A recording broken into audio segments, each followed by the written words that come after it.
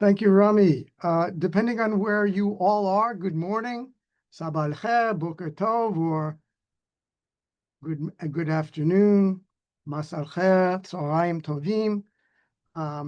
I am based in Boston, USA. My name is William Miles.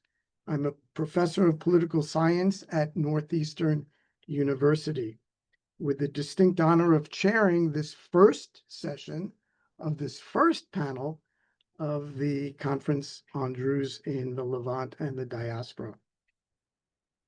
On behalf of all participants, I take the liberty of acknowledging the tremendous efforts, energy, enthusiasm of our conference convener, Dr. Rami Zidan, professor at the University of Kansas. Rami, we all know, has been tireless in promoting Druze studies, not only in founding the Druze Studies Journal, but in many other capacities, such as this conference. We all know it, but it's being recorded, so I want this on the record. In a moment, I'll introduce the first speaker of the panel, Anna Filipi. Anna will speak for 13 minutes, at which point I will rudely interrupt to say that she has 2 more minutes. After those combined 15 minutes, she will field a question or 2 or 3 for 5 minutes before we proceed to our second and third speakers, Rima, Barakat, and Yusuf Dinçel. So, Miss Anna Filipi of Charles University in the Czech Republic. That's correct. Good afternoon, good morning, good evening. Yes, good evening from where you are. You're at the in the Department of Middle Eastern Studies at Charles University, and you're going to be speaking on Syrian diversity vis-a-vis the Assad regime in these last couple of years. Correct? I'm going to be speaking specifically on the diversity of the Syrian Druze during the civil war vis-a-vis the regime. Yes, that is correct. All right. Well, with that, I set my handy timer, and please begin the first 13 of your 15 minutes. Hello. Good afternoon, good evening. Let me just figure out the technical issues of sharing my screen.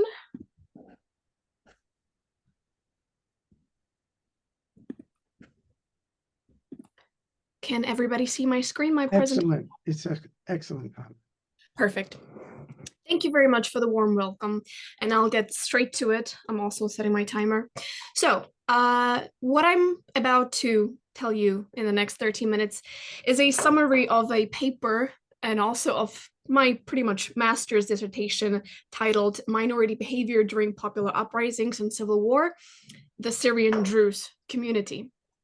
The idea behind this paper was that during the war, I noticed a lot of narrative surrounding ethnic and religious minorities supporting Bashar al-Assad, and specifically the Druze communities. That is what really enticed me. And there is quite an extensive literature on this topic. The consensus seems to be that ethnic and religious minorities tend to support authoritarian regimes in exchange for certain protection and benefits, because their position would be uncertain under Islamist governments. These patterns allegedly stem from older Islamic systems such as Ahl al-Dhimma and the Millet system that sought to protect non-Muslim communities in Islamic countries. However, this narrative has fueled this sectarian discourse that surrounded the Syrian civil war, and I was not entirely sure if it was entirely correct. So I asked myself these questions. How exactly did the Syrian Druze community respond to the uprisings of 2011 and the subsequent civil war. Why? So what were the motives behind these responses? And most importantly, what can these responses and motivations tell us about Druze relations and stance towards the Assad regime? Like I said, I'm not disagreeing with the literature completely, the literature on why we tend to see ethnic and religious minorities support authoritarian systems, but I was thinking that it's very limiting in its this simply sectarian analytical framework. I instead hypothesized, and I believe that this minority behavior, as we like to call it, is in fact a collection of multiple decisions dependent on multiple factors, all fluid and flexible, changing across time and space. And I am actually arguing that multiple other factors besides ethnic and religious identity make up these individual or group responses, such as geography, socioeconomic class, education levels, threat levels, of course, etc., etc. And of course, a community that is that big as the Syrian Druze, so that will be around 600,000 people roughly, needs to be heterogeneous. I looked at multiple media articles and reports and videos, as well as private correspondence and interviews were used. And I have especially utilized a geographic analytical framework. So the Druze in Syria are mainly concentrated in these 4 geographic areas. I apologize if I'm saying something that is incredibly obvious to everybody here, but I'm going to say it just in case. So in the north governorate of Idlib, there are a lot of Druze villages. Damascus, of course, there's a lot of Druze inhabitants, especially in the neighborhood of Jaramana. And then we have Mount Hermon area, very close to the Israeli-occupied Golan Heights. Again, mostly rural area and villages.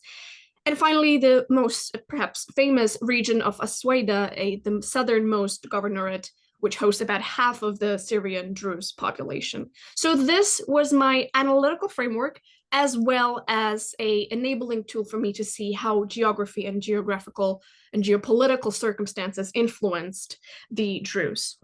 Now, I will now tell you my empirical findings, trying to follow both a chronological and this geographical order.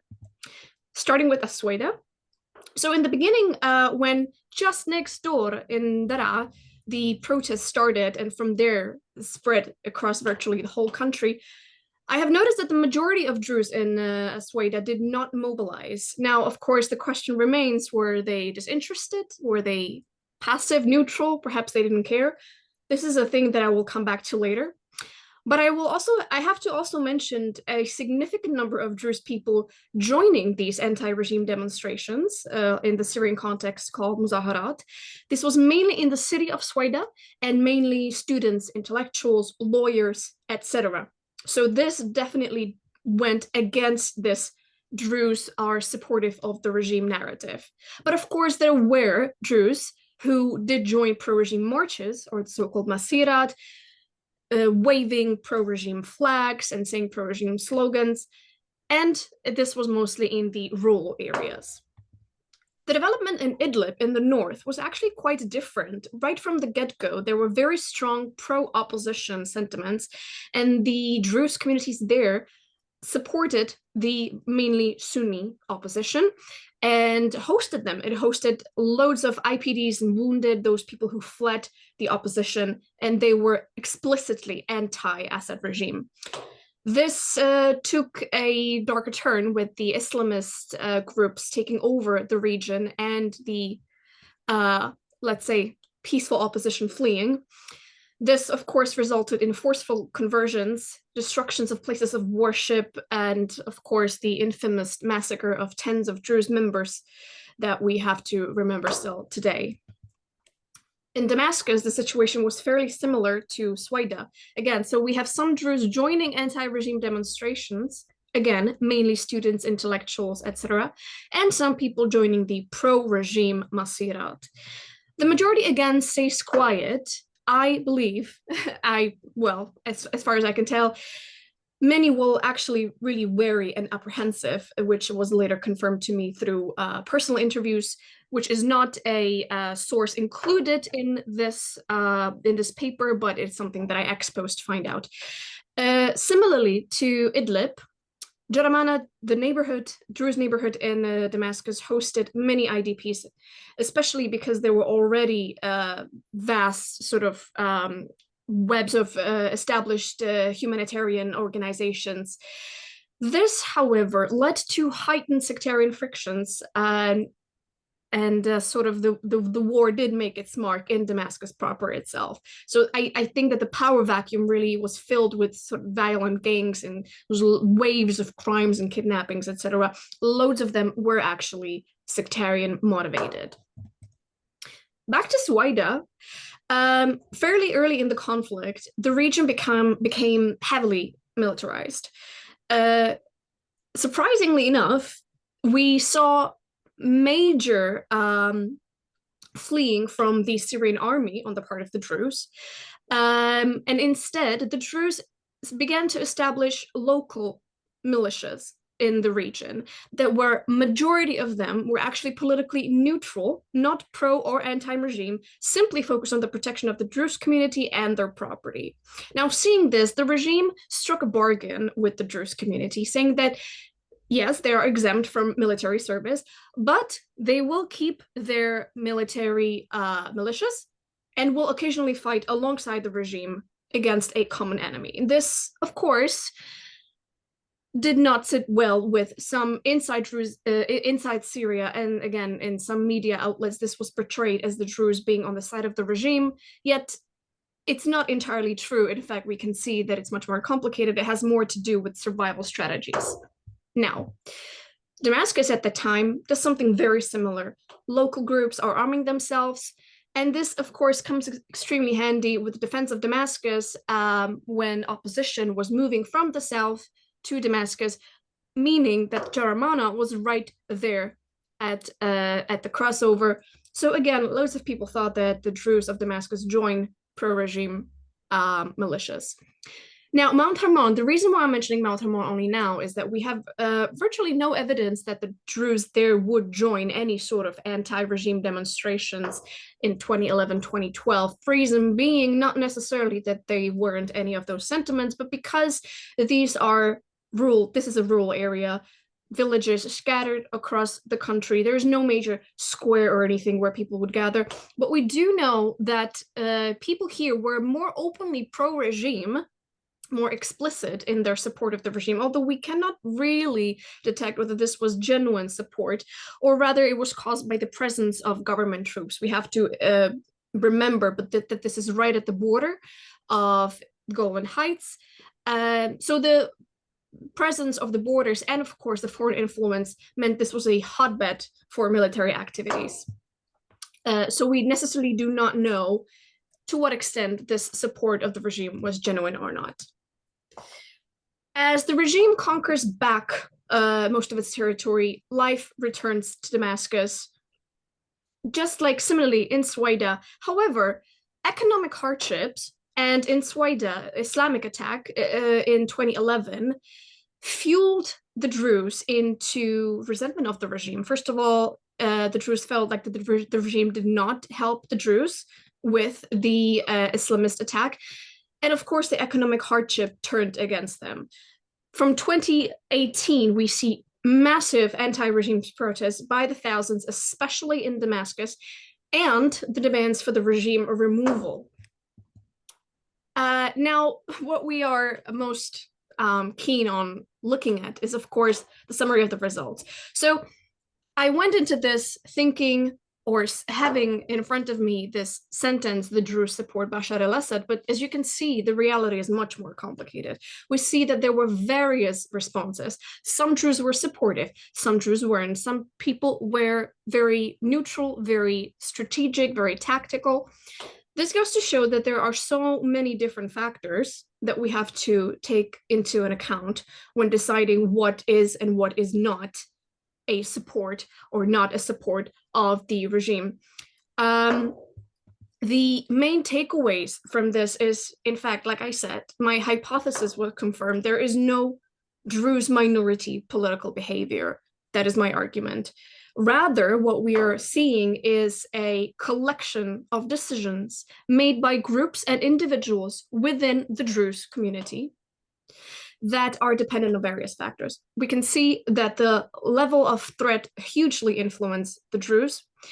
For example, in Idlib with the Islamist attacks, similarly in Mount Hermon or in Suwaida.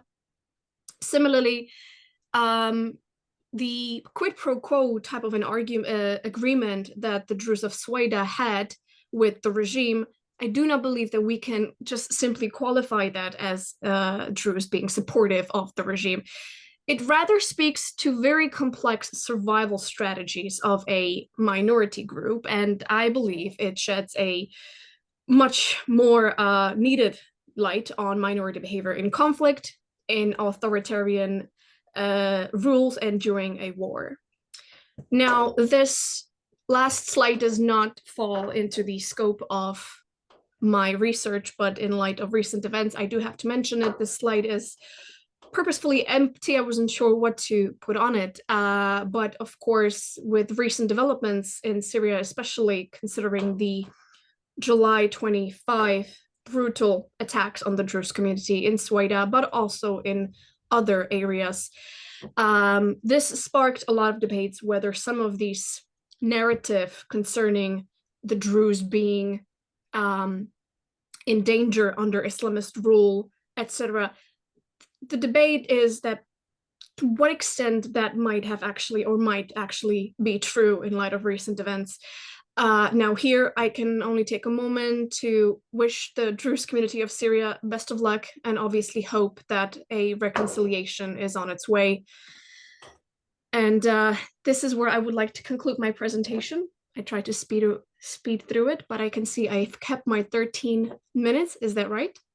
Yes, you have, and that is wonderful, given the comprehensiveness of what you had to share with us and how you did it.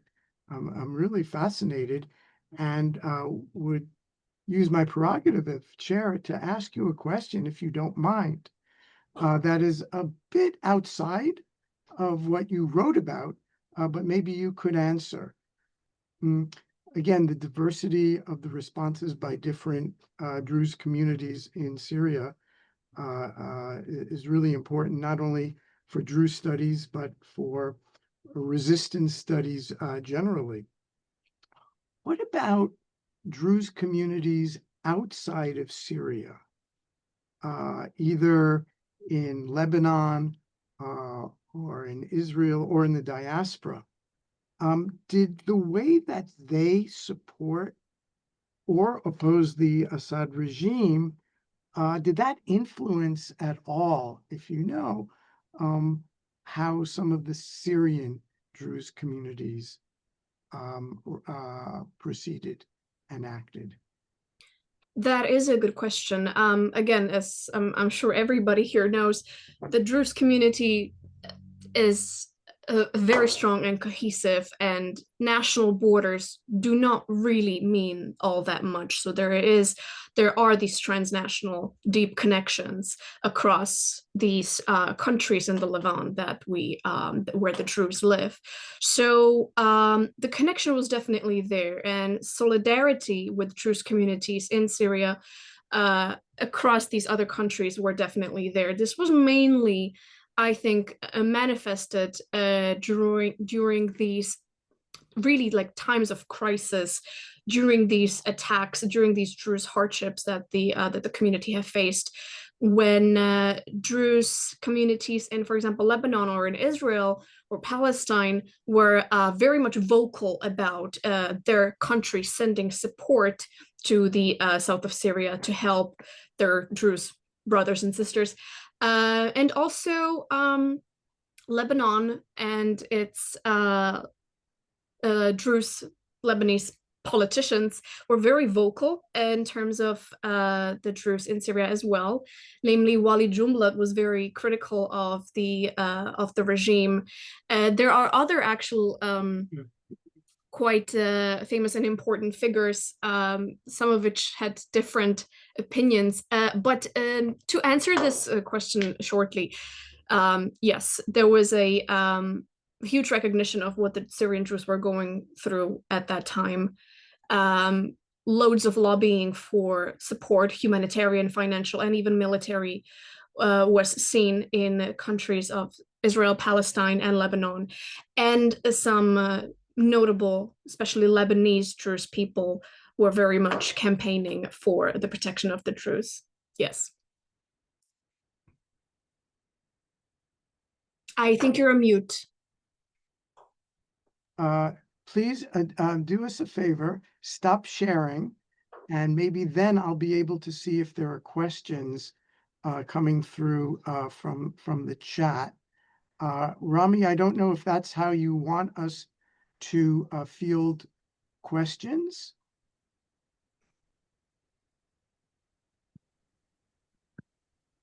Rami, do you want us to field questions through the chat, or do you just a second to figure out the echo here? Just a second.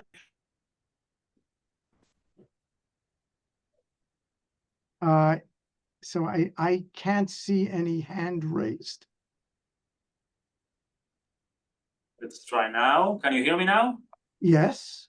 Okay, so if you may, please move to the next presenter. We will do the rest of the presenters, and only at the end we will do the Q&A and discussion. That would be, I think, much more easier to handle this session.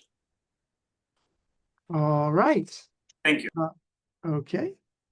In that case, before we actually started, I had the pleasure of chatting with our second speaker, Rima Barakat, where the sun has definitely set already, from the Lebanese American University. The title of Ms. Barakat's presentation, which I'm looking very much forward to, given the more aesthetic and artistic approach that she's taking, is From Fragmentation to Unity, Public Sculpture and Civil War Memory in Lebanon. Good morning, Dr. Zidan and everybody. Thank you for giving me the opportunity to share part of my research today. This presentation stems from an MA thesis which examines how public sculptures commissioned during the Lebanese Civil War, 1975 to 1990, visually negotiate themes of unity and fragmentation, with a particular focus on monuments associated with the Druze community.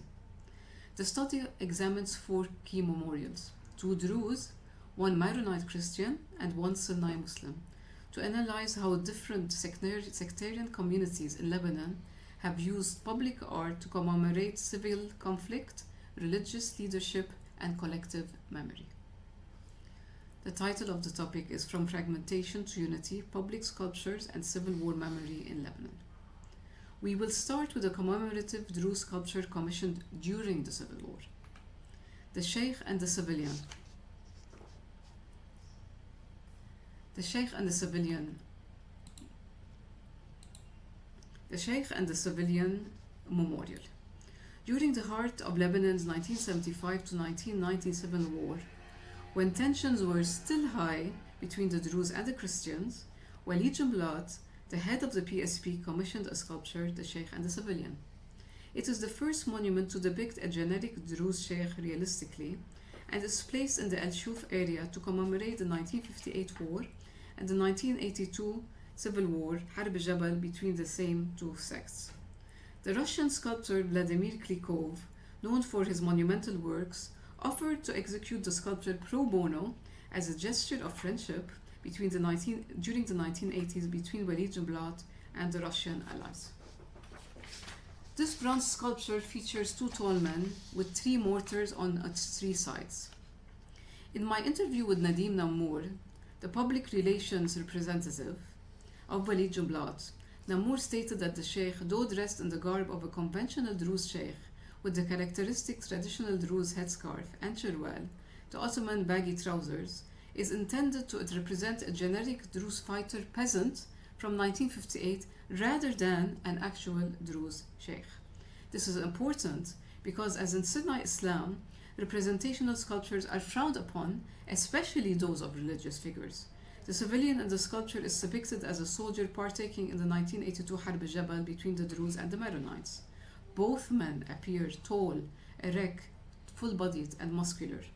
Given the reputation of the Druze as fearless fighters, This memorial can be interpreted as emphasizing Druze resistance, victory, and triumph during the two civil wars.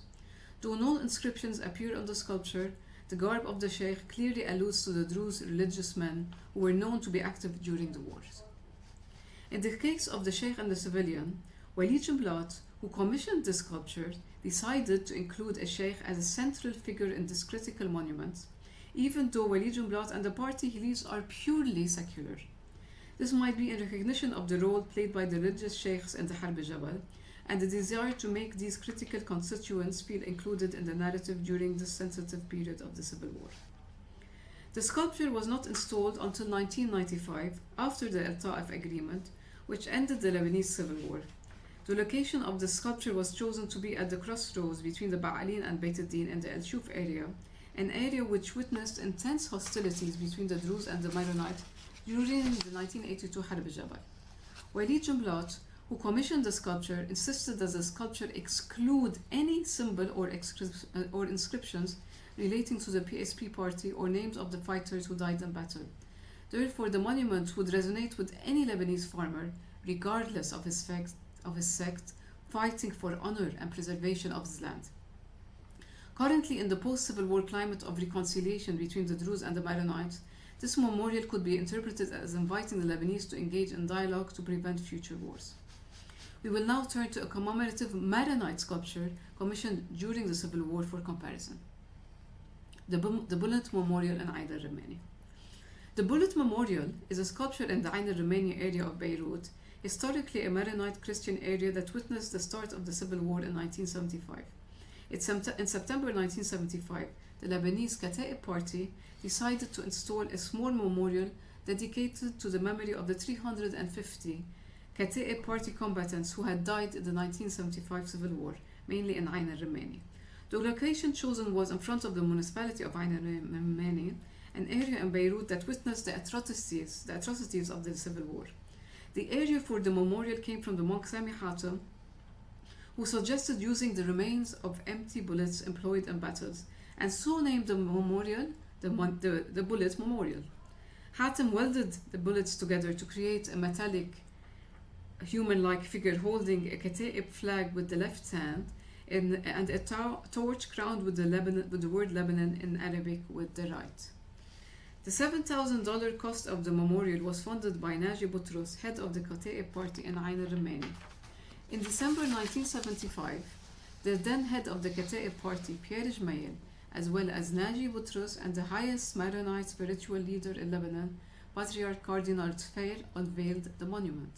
Given the heavy tensions in Ain al-Rumani in 1975, no representatives from any other denomination attended the event. When it was first inaugurated in 1975, it served to consolidate the collective memory of the civil conflict that the Maronites sustained during the 1975 clashes in Ain al-Rumani. However, after the end of the Civil War, and with the changing political climate and emphasis on reconciliation, the sculpture can be interpreted as signifying that loyalty to the Kata'ib Party is secondary to commitment to the values of the country, especially since the person in the sculpture holds the Kata'ib flag with his left hand, the non-dominant hand, not his right, and turns his body away from the flag. Initially, the names of the combatants during the Ain al-Rumani events were not inscribed onto the sculpture, but 50 years later, on the 50th anniversary of the 1975 battles, the Kata'ib Party decided to include the names of all 350 combatants from Ain al-Rumani who fought in 1975 Civil War. The party held a second inauguration of this sculpture in April 2025. Present were Sami Jmail, the current head of the Kata'ib Party, many Kata'ib Party members, and a representative of the Lebanese president. Members of the Lebanese army also agreed to attend, as tensions had lessened between political parties in 2025. The second unveiling had a slightly cathartic nature, as the presence of the Lebanese army representative, generally considered neutral, signaled a time when tensions had eased and the prospect of reconciliation seemed more attainable. Both the bullet statue and the sheikh and the civilian memorials depict human figures and are representative of sectarian communities, the Maronites and the Druze respectively. However, there are some essential differences between them. Unlike the sheikh and the civilian, which depict a sheikh and a soldier, the bullet statue portrays an unrecognizable fighter in profile. The inclusion of a traditional Druze sheikh in conventional clothing is a stark reminder of the active participation of both Druze clerics and civilians in shaping Lebanon's contested memory landscape. However, the lack of names, a flag, an emblem, or any specific references on the sheikh and the civilian monument might refer to all the battles fought by the Druze in different towns and villages during the Harb al-Jabal, unlike the Barakat memorial, which mainly relates to the battles of Ain al-Rumani, which marked the start of the civil war. Although these two memorials commemorate different battles, their placement in a busy area atop high pedestals underscores both the symbolic grandeur of sacrifice and the profound pain inflicted by war. Now I will discuss Druze sculptures erected after the end of the Lebanese Civil War. Sheikh Mohammed Abu Sha'ra Monument. Sheikh Mohammed Abu Sha'ra is a renowned and moderate Sheikh A'al, their highest religious Druze authority. A monument dedicated to Sheikh Mohammed Abu Sha'ra is the only sculpture dedicated to the Druze Sheikh Al-A'al in Lebanon. This monument was installed in Beirut on a busy roundabout in Syedbi, a space originally donated for the square by the Syedbi municipality in 2007. Syedbi, located in what used to be referred to as West Beirut, is inhabited by a large Druze population and residents from other sects. The sculpture was financed by donations of the townspeople of Amatur, Sheikh Mohammed Abu Sha'ra stone, and designed pro bono by Hala Abu Sha'ra, Sheikh Abu Sha'ra's relative. The abstract sculpture consists of two parts, a base 1.5 meters high, and four leaning triangles, each 3 meters high, constituting together a pyramid. Furthermore, the inclusion of obelisks is a common motif in some public sculptures, as obelisks serve as symbolic forms that deliberately eschew realistic representation, a convention typically avoided in Sunni Islam and Druze traditions. According to Hala Abu Sha'ra, the square base of the triangles, composed of black granite, was chosen for its strength, symbolizing the mashaykhs, the Druze religious men, with their resolute philosophical and educational principles. She added that the upper-leaning white marble obelisk triangles represent the purity of the spirit and the serenity of the mashaykhs. The sculpture was initially designed to be lit by neon lights, symbolizing the light of the mind. Still, the municipality did not deliver this promise due to lack of governmental funding. The sculpture's height resulted in some controversy as it was planned to be 5 meters high. The then government of Beirut, Jamal Haitani, raised concerns that the height might be perceived as excessive compared to that of the nearby obelisk of the late Syrian President Hafez al-Assad. Still, Hala Abu Sha'ra insisted that the height was appropriate, as the al-Assad obelisk was much higher at 12 meters high. Jamal Haitani maintained that the al-Assad obelisk is located in an open area without buildings, in contrast to the Mohammed Abu Sha'ra monument, which is planned for installation in a crowded area. Eventually, the Beirut municipality approved the 5-meter high sculpture. On May 20, 2017, the unveiling took place in the presence of governmental ministers and Abu Sha'ra family members.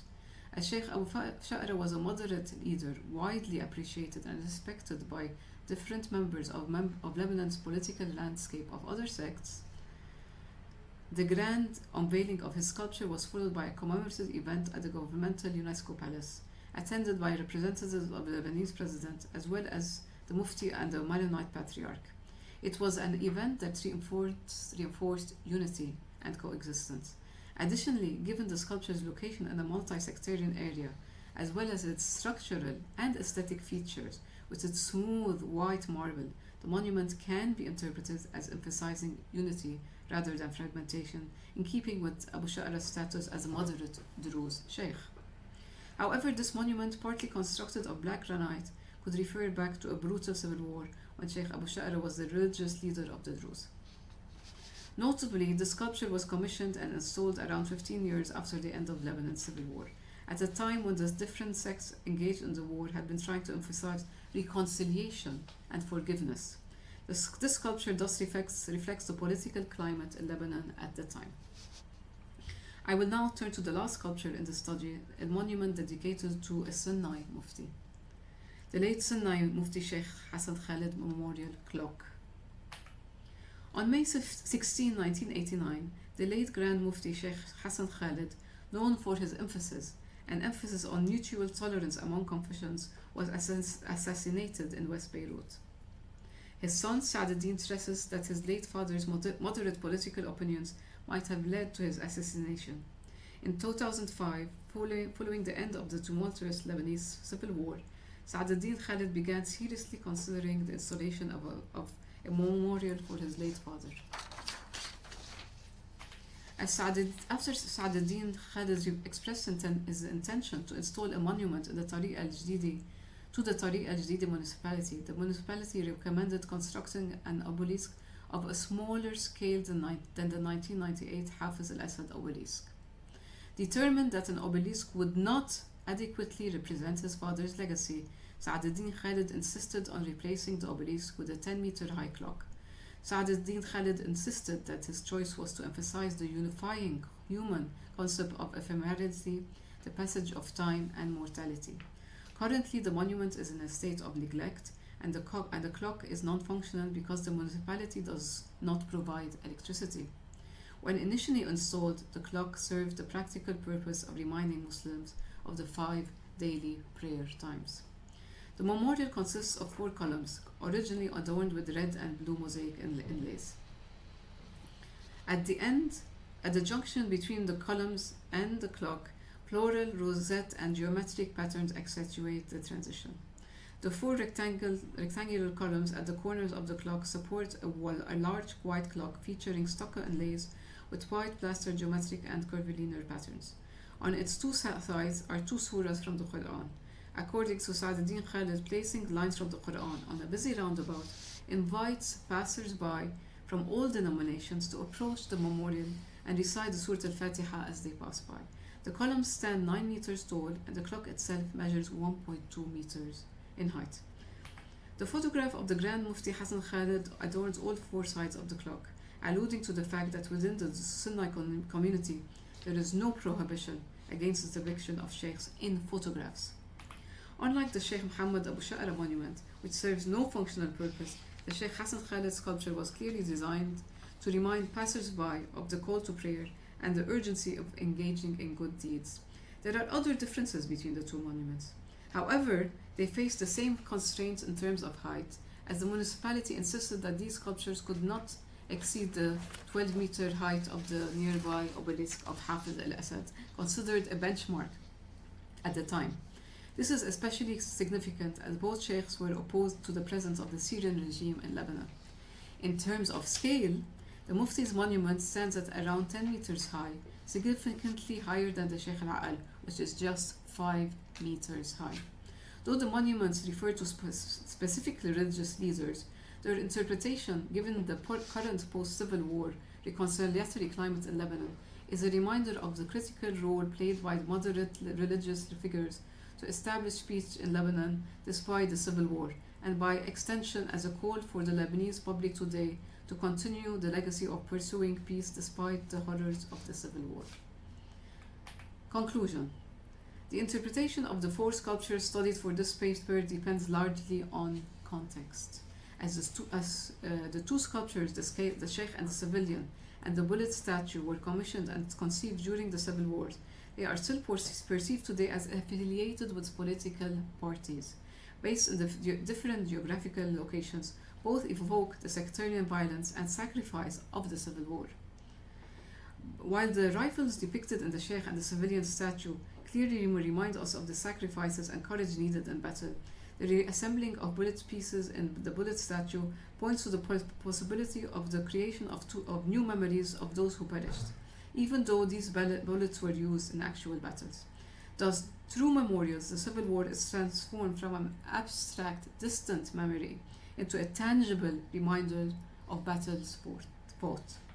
Unlike the earlier 2 sectarian memorials, the Muhammad Abu Sha'ra and the Hassan Khalid sculptures emphasize individual religious leaders who promoted peace rather than violence. However, their memory was not reconstructed until many years after the end of the civil war. All these four sculptures, partisan and religious, remind us of events during the civil war and serve as reminders that such brutality should not be repeated. However, as previously indicated, all the sculptures were commissioned and maintained not by the government but by family, relatives, or the related political parties.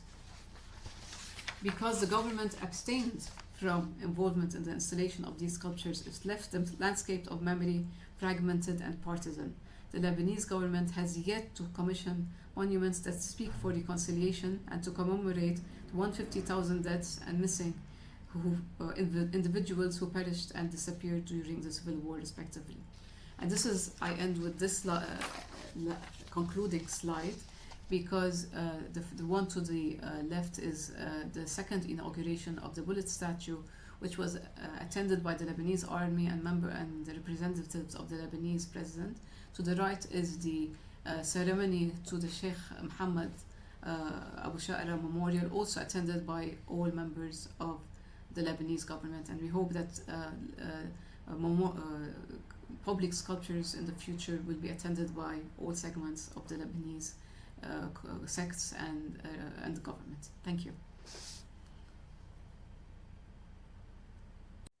Yusuf Dinçel from the Turkish National Police Academy, which I'm assuming is it in Ankara? Maybe I shouldn't assume. Yes, it is in Ankara. Okay. And you're going to be giving us a comparative study Yes. of the Druze between Lebanon and Israel.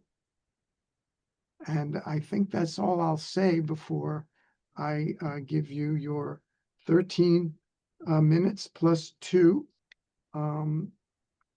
that all have been accorded. So please proceed.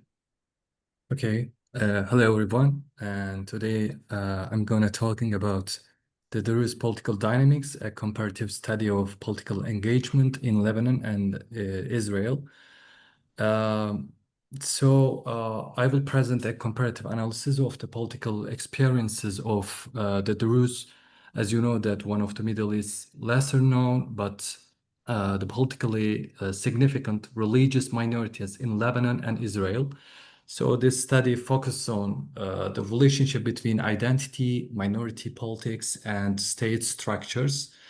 So my research question is, main research question is, what historical and political factors have shaped Druze political orientations in Lebanon and Israel?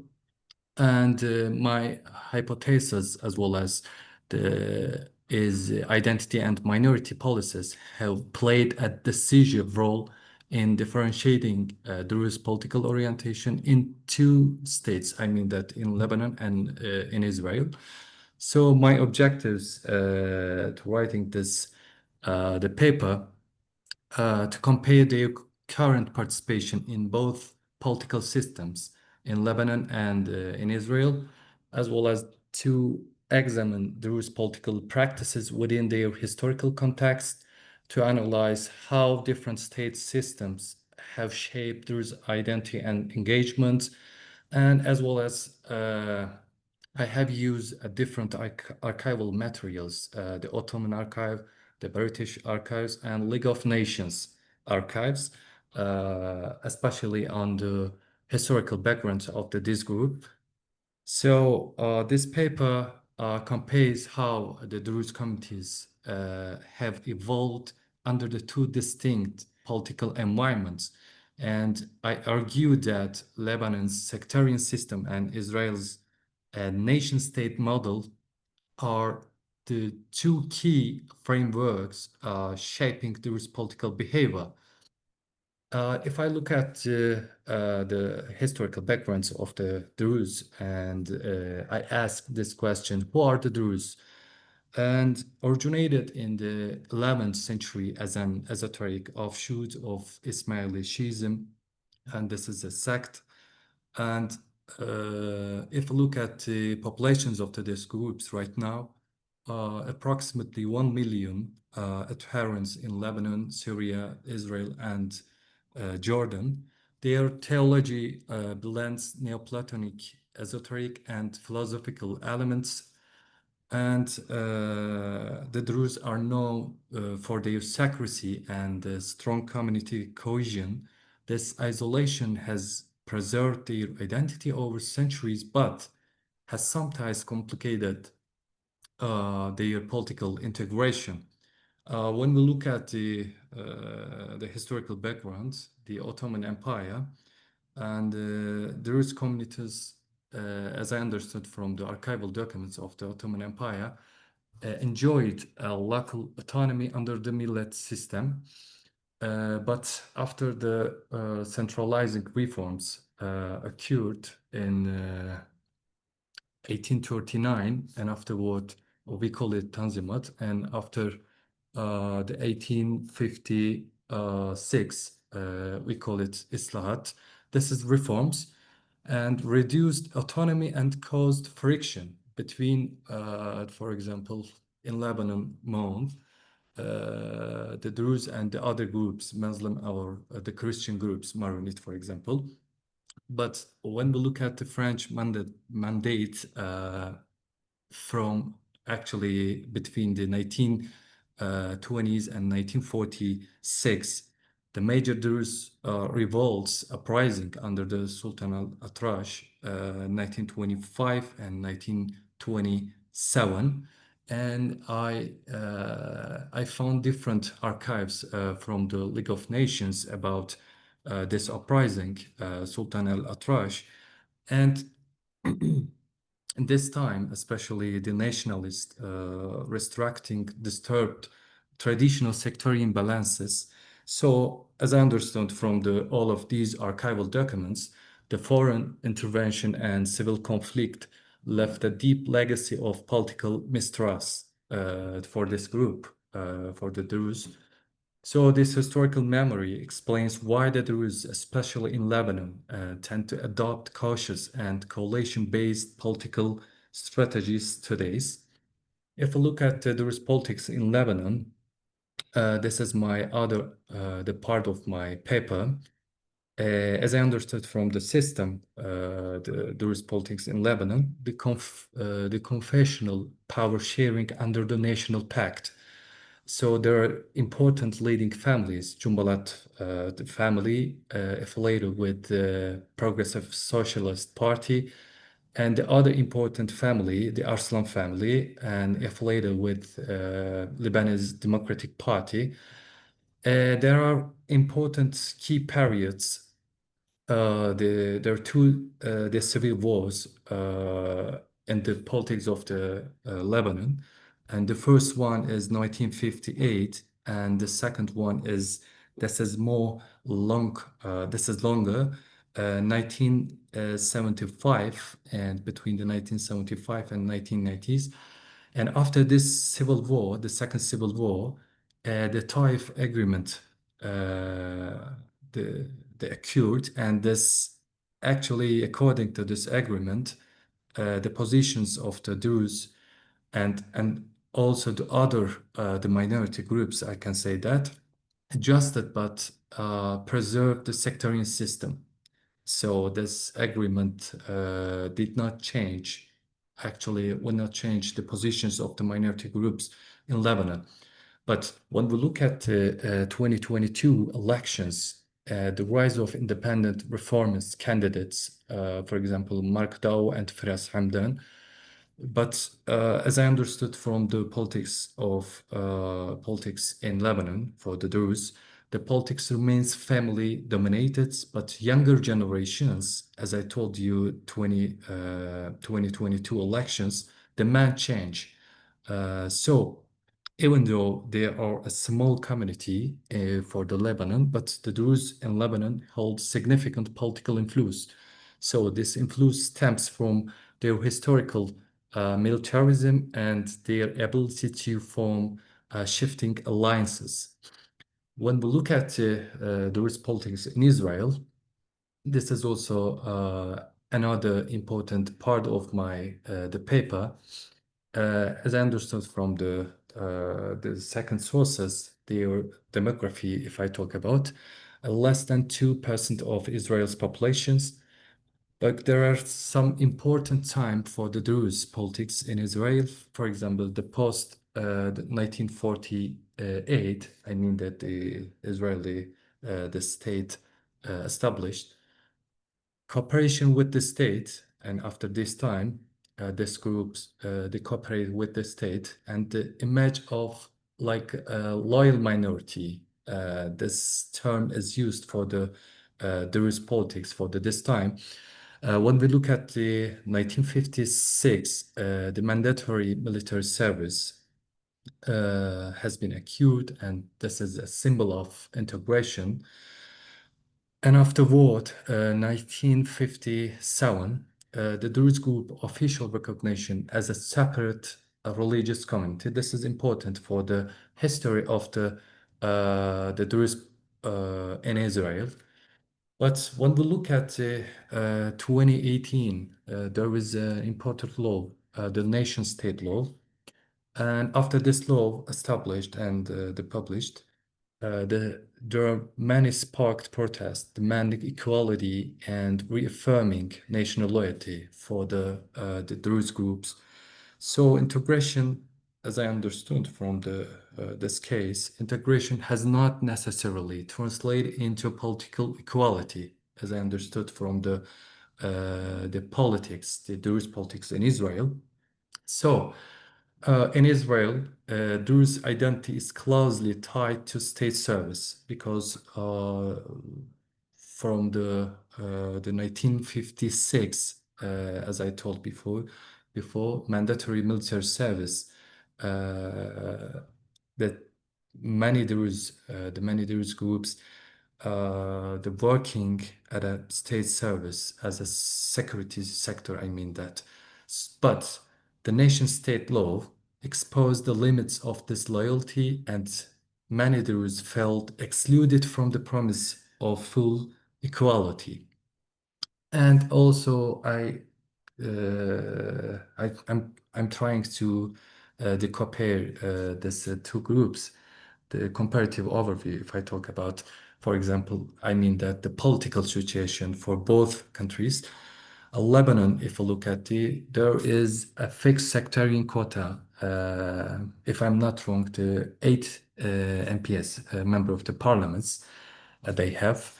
And as I told you before, the family-based politics and gradual rise of reforms there is. But if you look at the religious courts, as I understood from the sources, there is relatively autonomy, but no military integration. Local militias play political roles for the Lebanon policy. If you look at Israel, the Druze in Israel, for the policy, the political actors, there is no quota representation through party lists. This is important.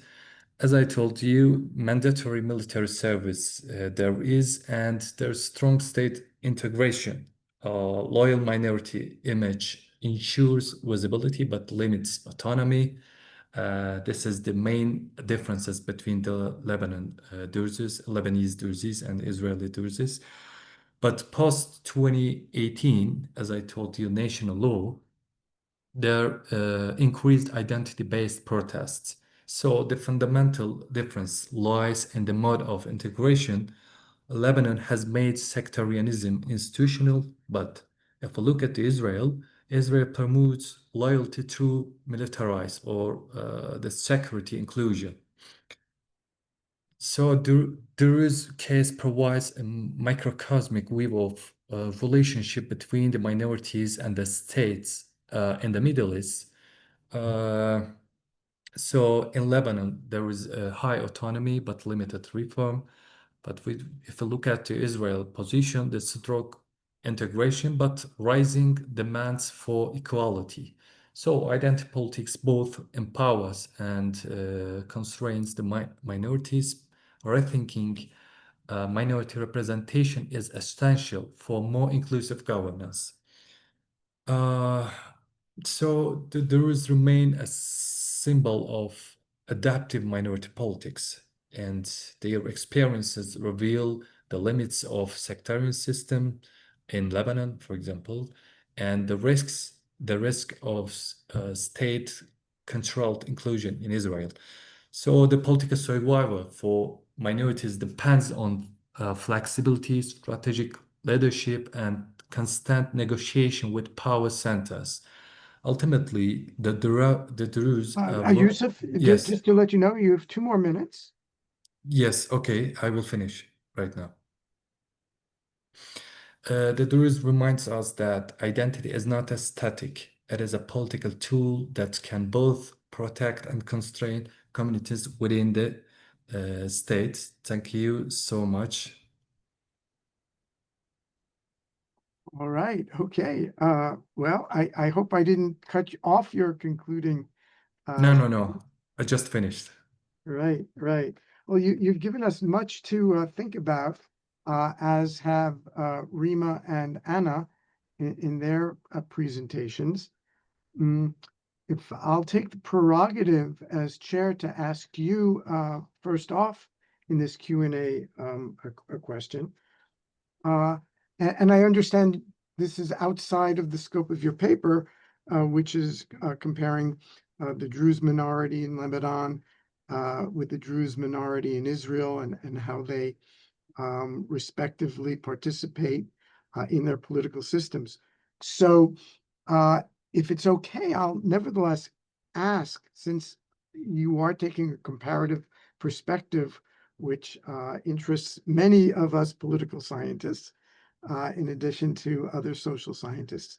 In Turkey, is there an equivalent situation of a minority group that you would see as the equivalent of the Druze in Lebanon or in Israel with respect to their participation and recognition by the state as minorities?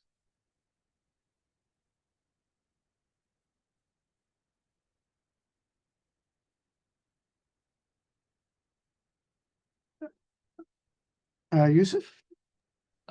If it is possible, could you repeat the question again? Surely, Sorry. yes. I wasn't sure if we were if the audio was still working. You spoke about the Druze. You compared the Druze of Israel to the Druze of Lebanon. I'm wondering if in Turkey itself there is also a religious minority whose position vis-a-vis the state is equivalent to either the Druze of in Lebanon Yes. or the Druze in Israel. If I talk about the Turkish, the minorities in Turkey, the minority groups, we call, according to our constitution, if I talk about, I think that we are trying to behave, actually, we behave the equal, all the minority groups. It doesn't matter the Christian or other groups, but according to our the constitution, we have just the Christian minorities. Maybe I can say that the Syriacs and as well as the Armenian, just little groups, not the large groups, but in our constitution, we behave all of these groups equality. There is no problem. They can go in Turkish school. There was no any the sectarianist understanding. You understand what I mean? There was no any the sappers. They for example, in my school, I remember that there was my friend. He was a Christian, the Syrian Christian, but there was no any problem. And as I understood, and we had living with together. There was no any problem with Christian groups or Muslims. As you know that the majority of the Turkey, if I look at the demographers of the Turkey, the most of us is the Muslim, but the religious minorities groups, there was no even maybe right now and as well as the past, if we look at the past, there is no problem. Thank you.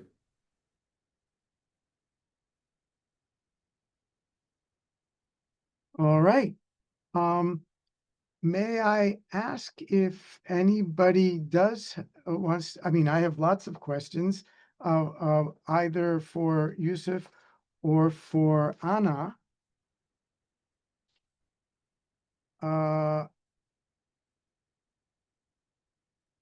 Let me say in terms of Rima's presentation, for which again it's unfortunate that we weren't able to hear and see her in her totality. The way in which art, and particularly statue art, is used to depict Druze history is what she, as a historian of art and an analyst of art in political situations, was trying to convey, does convey very well in her paper, but because of the audio and the lack of continuity in the video or the still images, we weren't able to get.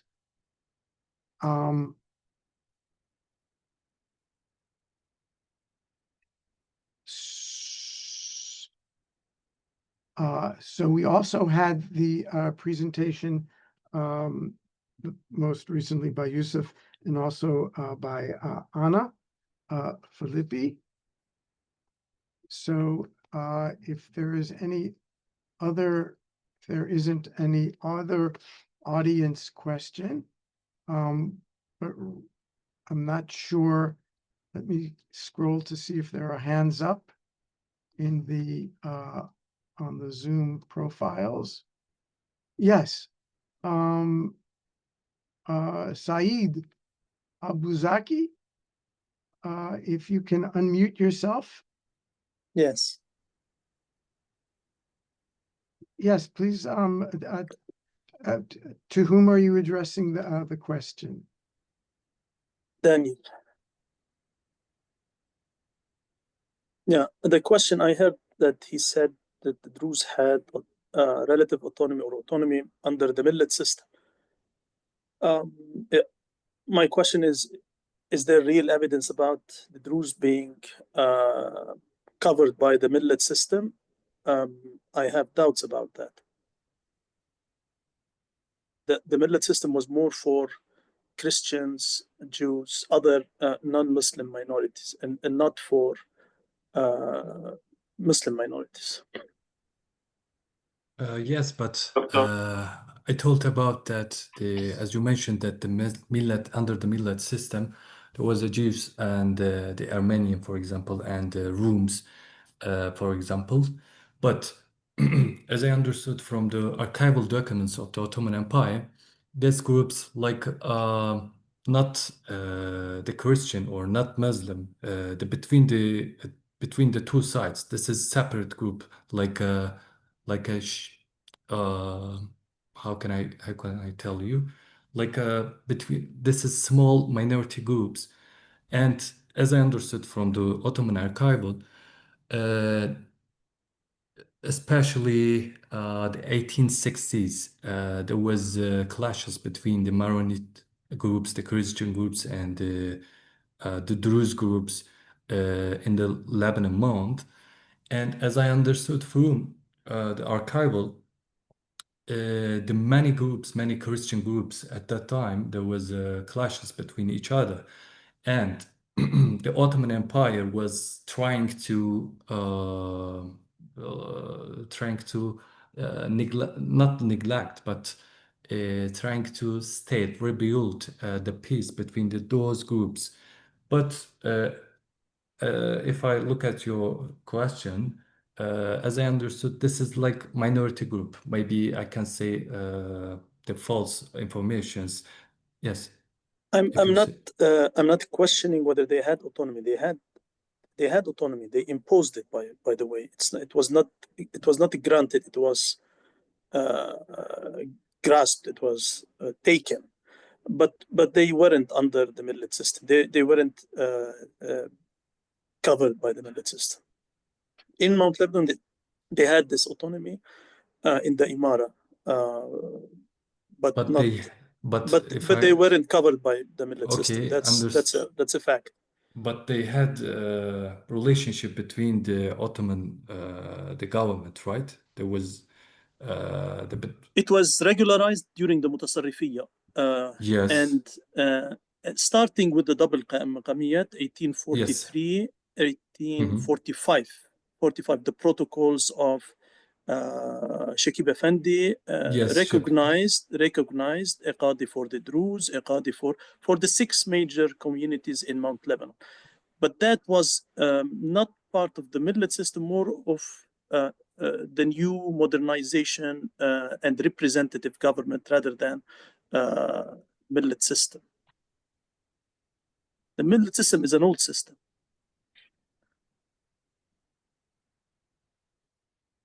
So that's my point. Thank you. Okay. So I don't quite see any other hand up, so I'm going to go back to, sorry. Dr. Maz, we do have a question here from the in-person attendees. Okay. Could you repeat your name, please? Yeah, my name is Ali. I had a question directed towards Dr. Yusuf, if that's okay.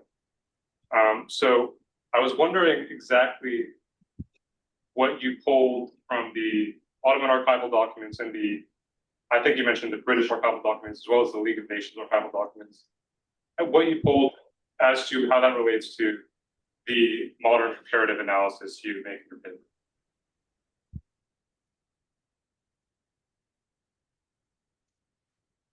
Thank you so much for your question.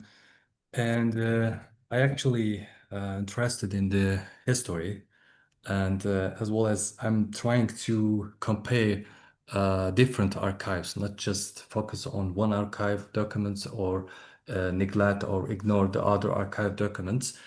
And I started to find out under the Ottoman Empire, what was the position of the Druze.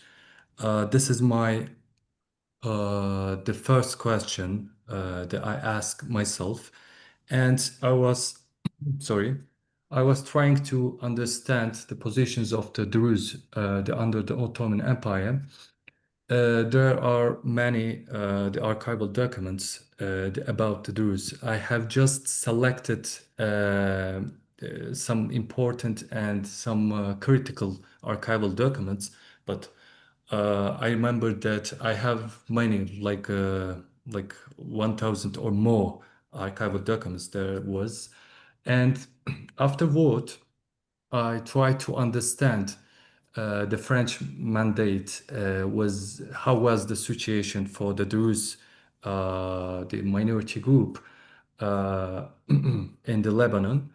And I have faced many different the problems and many different the situation for the Druze in Lebanon.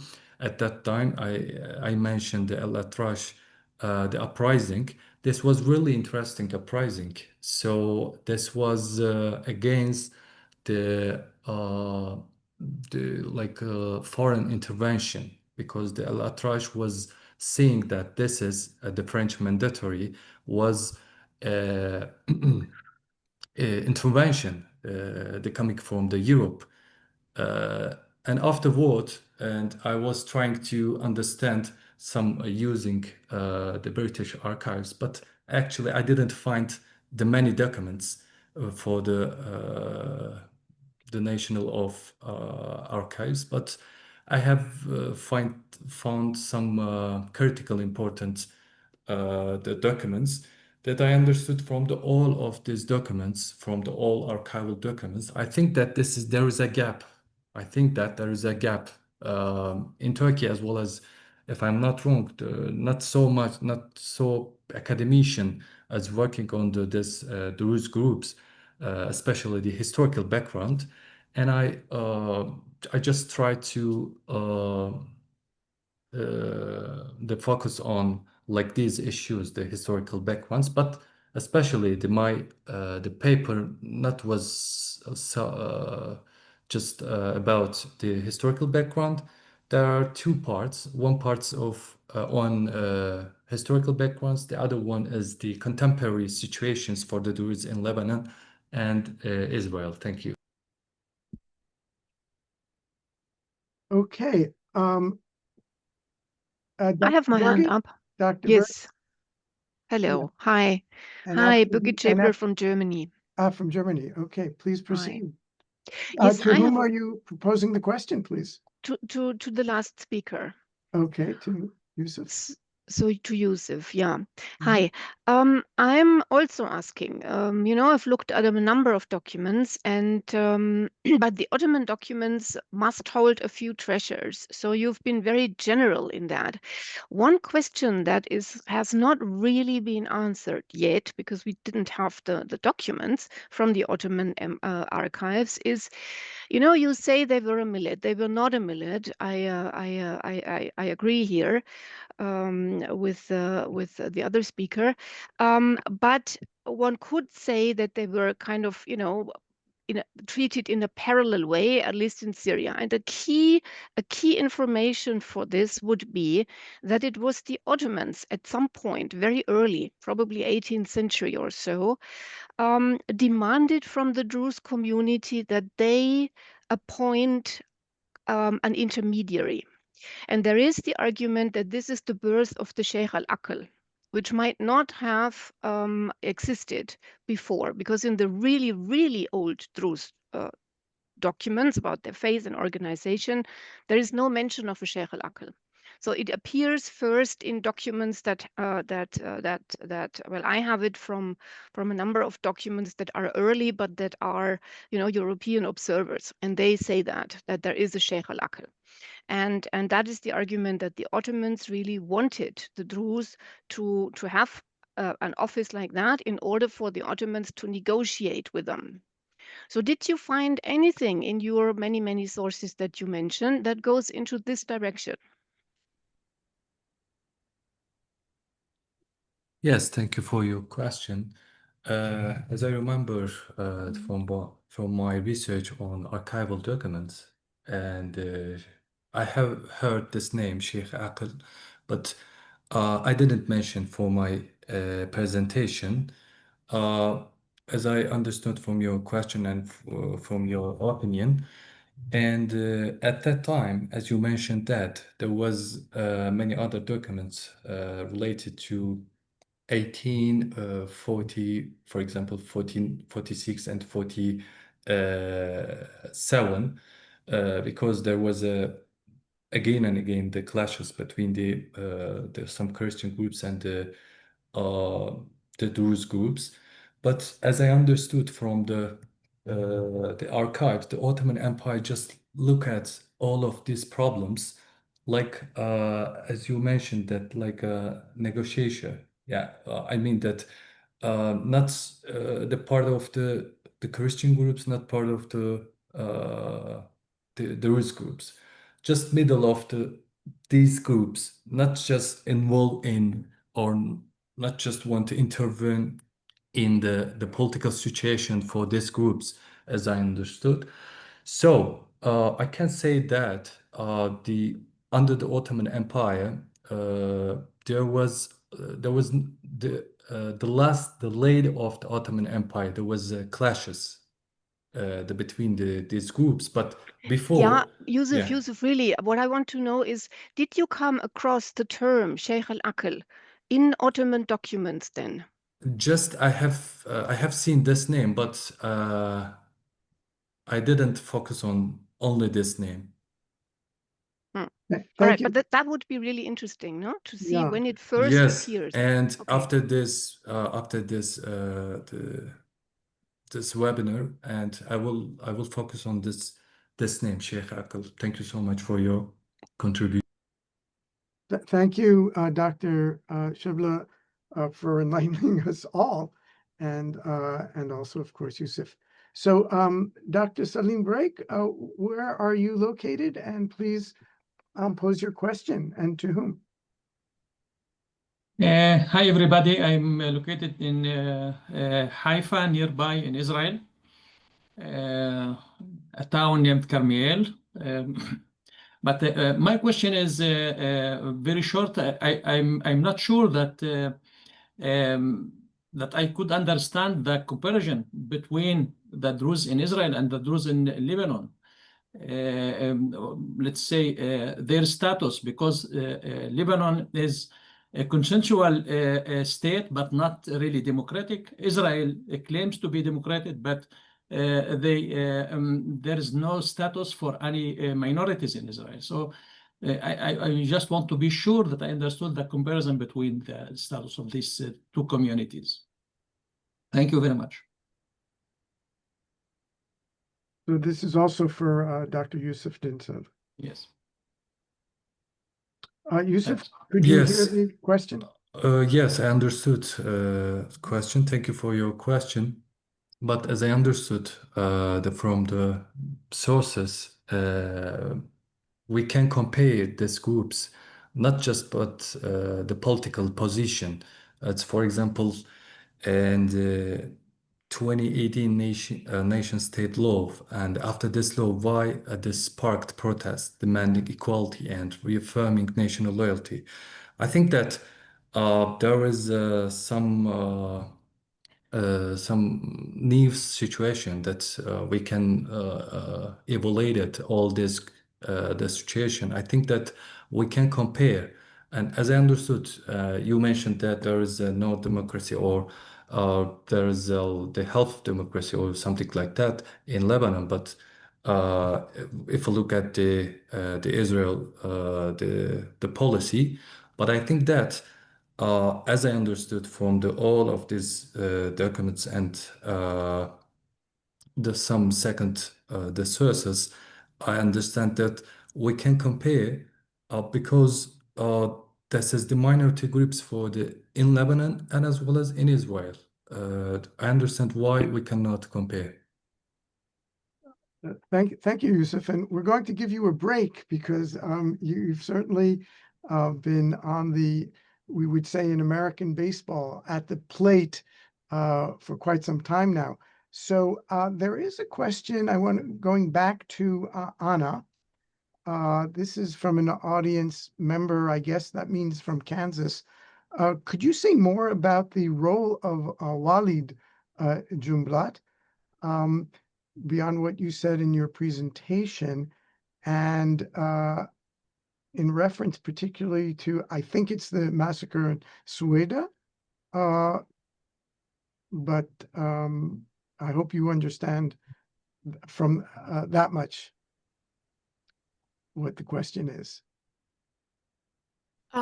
I think so. However, I'm not entirely sure to what extent I'll be able to answer that question, since my focus with this work was pretty straightforward on Syrian Druze per se. So I'm not entirely sure what I can tell you about Walid Jumblat's sort of his role in the response that perhaps Lebanese Druze had towards the massacre that happened in Sueda. Are you talking about during the war or about July 25? I understand during the war, but this is not my question, so I can't. I see. Sure. Well, I'm sure that as far as I can tell, the person asking this question is then referring to the 2018 attacks in Sueda. I cannot recall any specific reaction of Walid Jumblat, but throughout the conflict, pretty much as soon as it started, Walid Jumblat was very critical of the Assad regime and would explicitly encourage the Syrian Druze to join the anti-regime protests and then to join the militarized opposition as well. as far as I can, as far as the attacks itself, like I said, I cannot recall any specific reaction, but I do imagine it was very critical because, like I said, even the Druze themselves, who at that time in Suwaida did have some sort of quid pro quo, I would call it, relations with the regime. A reminder, that was the sort of a military bargain that those two parties struck, so the Druze can remain in the region. They don't have to conscript into the army, but they do have to participate in occasional fights in the region against a sort of a, let's say, common enemy with the regime. So at that time, there was some kind of a let's say symbiotic relationship, but even so, the Druze after this attack became very, very critical of the regime. It's one of the major events that sparked the anti-regime demonstrations because they felt that they were left to fend for themselves. The regime forces only arrived days after this attack. So I imagine Walid's Jumblad's response to that was in a very similar vein. I'm sorry, I cannot provide any more of a detailed response. No, that's fine. That's helpful. Saeed Abu Zaki, I don't know where you're located, but if you can identify yourself and unmute yourself to pose your question, if you are still there. Okay, perhaps Saeed. Yes, yeah. Okay, yes. Yeah, sorry. It's not a question. I'm in Lebanon, Mount Lebanon. It's just a follow-up on Dr. Brigitte. And maybe it will be helpful to Yusuf. It's not a question. It's rather from my study on Mashaykh al-Aql in Lebanon. In the regional, in the region, the governor of Akka was sending official letters to the emir of Dushouf, addressing him and those who have a say in politics, including Sheikh al-Aql. So it was mentioned in firmans issued by the governor of Sidon, Ottoman governor of Sidon, since late 1700s, early 1800s. That's one. Now, in the local archives of the Druze, the term Sheikh al-Aql didn't appear before the Mutasarrifiyya, 1861 and later. In the local histories, it appeared also late 1700s, mid 1700s, mid 1700s and on. So it would be very useful for Yusuf to follow up this and maybe share the findings with us, because that would be a real contribution to what the archives said and when about the title. Yes, as I told you before, I will focus on this, as you mentioned, this Sheikh Aql, and what the Ottoman archive says about this name and what's having like it's. I have, as I told you, I saw this name, but I'm not focusing on this name at the time, and I will focus on. Thank you so much for your contribution. Okay, that was an abrupt ending, but Rima, can you hear? Because we do have a question, and I do want to give you the opportunity if the connection is working.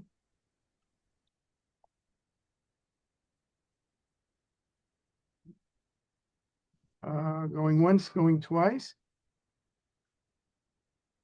So not hearing from Rima, I think I will pose the final question of this session back to Anna. And Anna, it's a follow-up on my original question to you in terms of the other Druze communities outside of Syria, either in the diaspora or Israel. But let me put it this way. In terms of influence of non-Syrian Druze communities, besides the Mount Hermon region. Is there anything else that you wanted to add in terms of support or support of the regime or opposition to the regime? I'm sorry, I'm not sure I understand what you mean by that question. Okay. Well, Rami, could you ask it directly, please?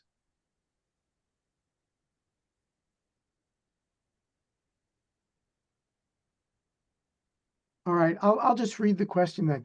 Did other non-Syrian Druze communities influence how Syrian Druze communities supported or opposed the Assad regime in any of the case studies besides that of the Mount Hermon region? I see. Oh, sorry. Go ahead, Anna. Well, like I mentioned earlier, the influence of Lebanese politicians, especially Walid Jumblatt, was very big. Like I mentioned earlier, he was very, he would encourage very much so the Druze of Syria to go against the regime.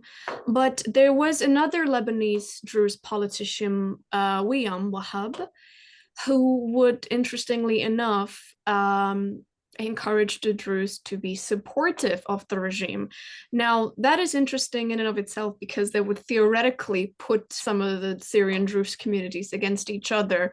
Reason being is that both of these two figures are fairly important and known within the Druze community across the nation borders, but especially Walid Jumblatt, because he's some Druze communities or households in the south of Syria still have his portrait on the wall, etc. So these are definitely influential people, and it was interesting for me to see that those two figures, for example, had very opposing views on how the Syrian Druze should behave during the war. To what extent we can actually say that either one of them or anybody else for that matter did or did not influence the Druze, that's a very difficult question to answer because I don't know how I would measure that. For example, in my paper, I did acknowledge these two people, but I think in the end, I think it was more of a drop in a bucket of other different factors that ultimately influenced all these different groups and individuals in Syria. Thank you, Anna, and thank you to Yusuf as well as Rima. And Rima, I will be sending you questions that have come to you so that you'll be able to respond via the administrators of the conference. I'm able to talk now. It's if there's any question, I would love to hear them. Right. It was just function. I'm just afraid that our Zoom session is going to be suspended momentarily because it is time for the break. But I'm certainly glad that we're all in contact with each other, and I will follow up with you either probably through email and share with you the questions that there are. And so let me thank all of the participants, the questioners, and wish you a very good break until the next session in what time, Rami? 30 minutes. So the local time here would be 10:15. 30 minutes, yeah. Okay. Middle East, it turns to be 6:30 p.m. Okay. 30 minutes. 30 minutes. Okay. See you all soon. Shukran.